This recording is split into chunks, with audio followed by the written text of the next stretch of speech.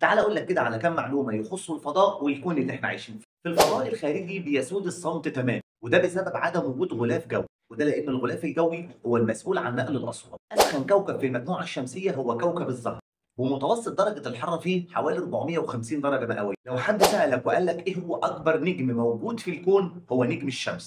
عدد الاشجار الموجوده على كوكب الارض اكبر من عدد نجوم المجره. احنا عندنا على كوكب الارض حوالي 3 تريليون شجره، بينما عدد النجوم اللي موجودة عندنا في درب التبانة من 100 مليار ل 400 مليار نجم. لو انت واقف على كوكب المريخ فغروب الشمس بالنسبة لك بيكون باللون الأزرق. اليوم على كوكب الزهرة يعادل على كوكب الأرض 243 يوم، وده طبعا بسبب بطء دوران كوكب الزهرة حوالين نفسه، لأنه كوكب الزهرة كمان بيحتاج لحوالي 225 يوم عشان يكمل دورانه حوالين الشمس. يقال إنه في الفضاء في كوكب مساحته ضعف حجم الأرض، والكوكب ده كمان مكون من الألماس.